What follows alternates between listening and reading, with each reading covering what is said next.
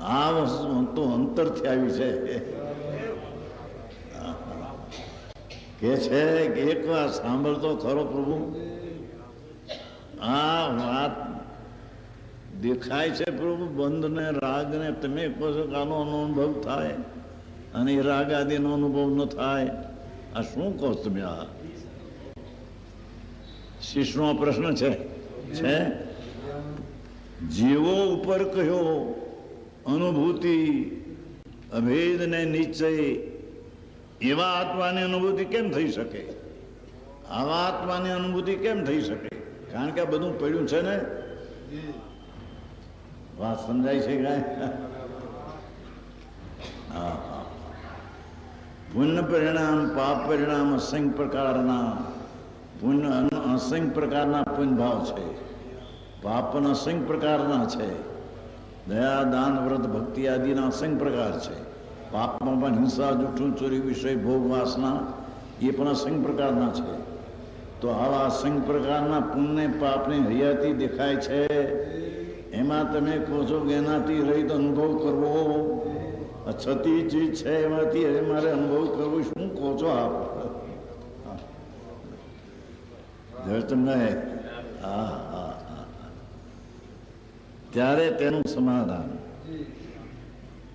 બદ સ્પર્શ આદિ ભાવો અભૂતાત હોવાથી. હા હા. શું કહ્યું ભગવંત? એ રાગ અને પુણ્ય પાપનો સંબંધ જે દેખાય છે તે અસત્ય છે, જૂઠો છે, આત્મામાં એ નથી. હા હા.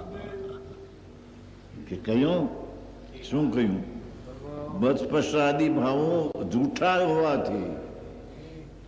રાગ આદિ છે પણ એ કઈ સ્વરૂપમાં નથી, એ તો કલ્પનાનો જૂઠો ભાવ પર્યાયમાં ઉભો કરેલો છે. હા હા. તમે કહો છો કે અનુભૂતિ આત્માની કરવી, પણ આ બધું દેખાય ન શું કરવું? કે દેખાય છે બધું જૂઠું છે. અને ત્રિકાળી અંદર ન્યાય ભાવ ભગવાન બિરાજે છે તે તેનાથી જુદો છે. એ આમ પહેલેથી કહ્યું કે બદ પશ્ચાદી ભાવો પાંચ ક્યાં ને માથે, બદની સામે બદ, સ્પર્શની સામે સ્પર્શ, અનન્ય સામે અન્ય, નિયતની સામે વ્યવહાર, વિશેષને સામે વિશેષ, અસંયુક્તની સામે સંયુક્ત. એ પાંચ ભાવો કયો? આહા. એમાં આત્માની કેમ અનુભૂતિ થાય? પ્રભુ બદસ્પર્શ આદિ ભાવો જૂઠા છે. આહા. ત્રિકાળી ચીજમાં એ નથી. એક સમયની પર્યાયમાં એ દેખાય છે, એ જૂઠા છે. જૂઠા શબ્દે છે તો ખરા, પણ વસ્તુમાં નથી, માટે તે જૂઠા છે.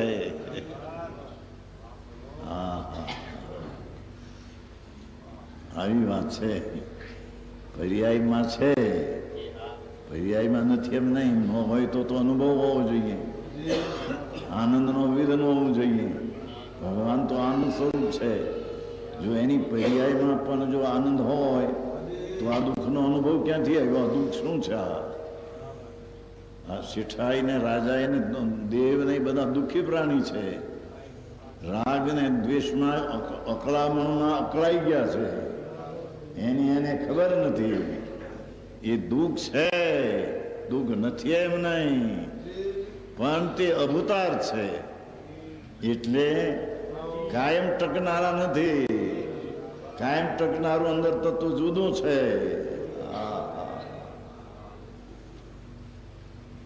બહુ જ મજી. આ પૈસાથી જુદી વાત છે આ બધી.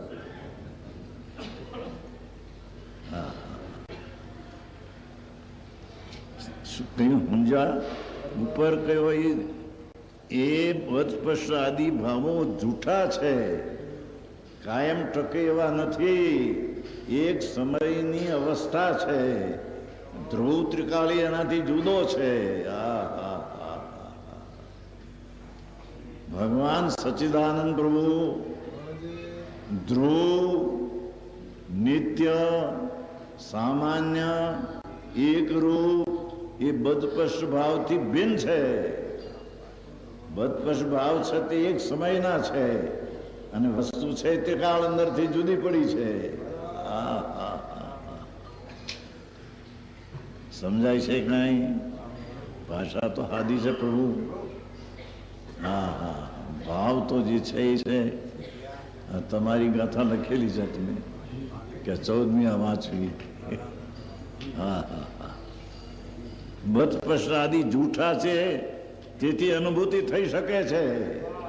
શું કહ્યું? એ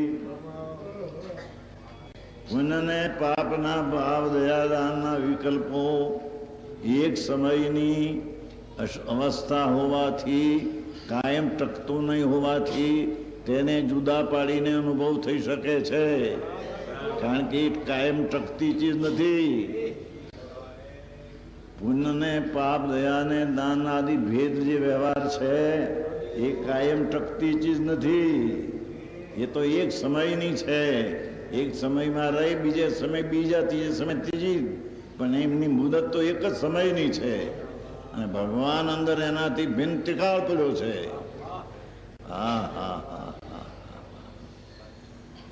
આવી વાત છે. આફ્રિકામાં નૈરોબીમાં વાત આવ્યા.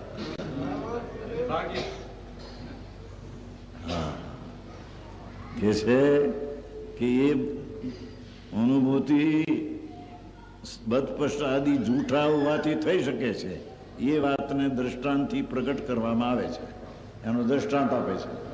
એટલે એને સમજાય નહીં કે વળી બદસ્પર્શ છે એ જૂઠા છે અને વસ્તુ ત્રિકાળ સાચી છે. એનો અર્થ શું અમે સમજી શકતા નથી. તો એને દ્રષ્ટાંતથી સમજાવે છે. આ વાતને દ્રષ્ટાંતથી પ્રગટ કરવામાં આવે છે. જેમ કમળીનું પત્ર, કમળીનું વેલડી થાય છે ને પાણીમાં, કમળ એનું પત્ર જળમાં ડૂબેલું દેખાય. કમળ છે એ પાણીમાં ડૂબેલું દેખાય છે, તો પણ તેને જળથી સ્પર્શવારૂપ અવસ્થાથી અનુભવ કરતા પાણીમાં એ રહેલું છે. કમળ વેલડી થાય છે ને જળનું, કમળનું વેલડી, કમળ પાકે એ પાણીમાં દેખાય છે. કે છે કે પાણીમાં સ્પર્શારૂપ દેખાય છે, પણ જળથી સ્પર્શવારૂપ જાણવાથી નું કરતા જળથી સ્પર્શનું છે. જળનો સંબંધ પાણીને એક સમયનો છે. એ ભૂતાર્થ છે. ભૂતાર્થના એક સમયમાં છે. બિલકુલ નથી એમ નહીં, પણ એક સમયની મુદત છે એની. સત્યાર્થ છે. તો પણ એક સમયમાં એ રાગ ને દ્વેષ ને સંસાર ત્રિકાળી ભગવાન આત્મામાં એની દશામાં એક સમયમાં આ બધું દેખાય છતાં, તો પણ એ હોવા છતાં પણ, પર્યાયમાં એ ભાવ હોવા છતાં પણ છે. જળથી જરાય નહીં સ્પર્શવા યોગ્ય એવા કમળીના પત્રનો સ્વભાવ જોઈએ. કમળનો સ્વભાવ જોઈએ તો પાણીને અડતું નથી. પાણીથી ઊંચું કરો કમળને તો પાણી બિલકુલ એને અડેલું નથી. કમળના પત્રની હુંવાળ એવી છે રૂમાટીની કે રૂમાટીમાં પાણી અડતું નથી. એ કમળનું પત્ર જ્યાં ઊંચું કરો તો પાણી જરી અડ્યું નથી એને. ડૂબેલું દેખાય છે એ અપેક્ષા એક સમયની બરાબર વાત છે, પણ એને બહાર કાઢતા જુઓ તો પાણીને એને કમળની સુવાળના રૂવાટાને તે પાણી અડ્યું નથી. આ દ્રષ્ટાંત છે. આ તો જો કમળ એની રૂવાટી સુમળી હોય છે. પાણીમાં પીળ્યું છતાંય રૂવાટીને પાણી અડે જ નહીં. ઊંચું કરો ત્યાં ચોખ્ખું ચોખ્ખું આવે નીકળે. પાણીમાં આવી જાય, કમળ જુદું એકલું છૂટું પડી જાય. તો પણ જળથી જરાય નહીં સ્પર્શવા યોગ એવા કમળીના પત્રના સ્વભાવની સમીપ જઈને કમળના પત્રનો સ્વભાવ જોઈને અનુભવ કરતા સમીપ જતા શું કીધું કે પાણીના નજરમાં જોતા ભલે પાણીનો સ્પર્શ છે, પણ કમળની સમીપ જોતા પાણીને જોતા, કમળના સમીપને જોતા, કમળની સુમાળપને પાણીનું નહીં અડવું એવા એમ જોતા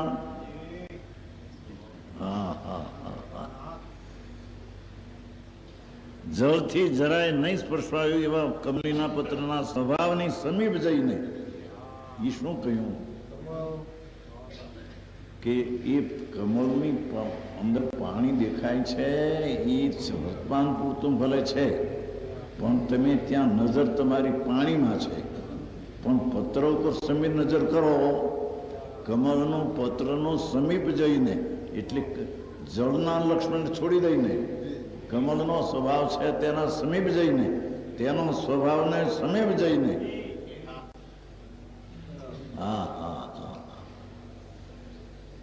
પાણીને અડેલું છે એ સમીપણું નથી, એ તો એક સમયનો સ્વભાવ અંદર પડ્યો છે, પણ કમળીનો સ્વભાવ છે એના સમીપ જઈને નજર કરો તો જળથી સ્પર્શાપણું જૂઠું છે અનુભવ જળથી સ્પર્શાપણું જૂઠું છે, એને જળ અડ્યું નથી. જો કે અહીં તો જળને સ્પર્શ કર્યો એ તો નિમિત્તિ કથન છે, બાકી નિશ્ચયથી તો એક દ્રવ બીજા દ્રવને અડતું નથી. શું કહ્યું ત્રીજી ગાથા સમયસારની એક દ્રવ્ય બીજા દ્રવ્યને ચૂંબતું નથી, કભી અડતું નથી. કેમ કે એક દ્રવ્ય બીજા દ્રવ્યની વચ્ચે અત્યંત અભાવ છે, એકનો સ્વભાવ પોતાનો પરનો એમાં અભાવ છે, અભાવને લઈને એકબીજાને અડતું નથી. એ દરેક દ્રવ્યનો એવો સ્વતઃ સ્વભાવ છે, પણ અહીંયા એક વ્યવહારથી વાત કરી કે પાણીમાં ડૂબેલું છે એટલું જોતા સ્પર્શ છે, સ્પર્શ એટલે છે ડૂબેલું એમ એટલું, ખરેખર તો એ કમળ પાણીને અડતું જ નથી પંડિતજી, પણ પાણીનો સંયોગ દેખીને તને લાગે એમના કે આ પાણીમાં ડૂબેલું છે, તો એ અપેક્ષા ભલે વ્યવહાર હો, પણ કમળને જોતા, કમળીના સ્વભાવને જોતા, કમળના સમીપમાં જઈને પાણીના સમીપની દ્રષ્ટિ છોડી દઈને છે એ અભૂતાર છે, જૂઠું છે પાણીનું સ્પર્શ. કમળીનો સ્વભાવ જોતા પાણીનો અડવું તે જૂઠું છે, એ દ્રષ્ટાંત થયો. સમજાણું કાંઈ દ્રષ્ટાંત હજી દ્રષ્ટાંત ઝીણું છે કે આનું સ્પર્શાવાયું કયું હતું વ્યવહારે. એક બાજુ એમ કે છે કે એક દ્રવ્ય બીજા દ્રવ્યને સ્પર્શે નહીં, અને અહીં કહ્યું કે જળ ને કમળ સ્પર્શનું છે, એટલો અર્થ કે એમાં ડૂબેલું દેખાય છે અંદર પીળ્યું એ અપેક્ષા સ્પર્શવાયુગ છે એમ કહેવામાં આવ્યું છે, બાકી તો કમળને પાણીને અડ્યું છે નહીં. એ કમળને જોતા કમળનો સ્વભાવનો સમીપે નજર કરતા, દૂર નજર ન કરતા, પાણી તરફની નજર ન કરતા, કમળના સ્વભાવના સમીપની નજર કરતા, તે કમળનો સ્વભાવ પાણીને અડ્યો નથી, એ પાણીને સ્પર્શો નથી, પાણીનું સ્પર્શ તે અભૂતાર જૂઠું છે. એવી રીતે આ દ્રષ્ટાંત થયો.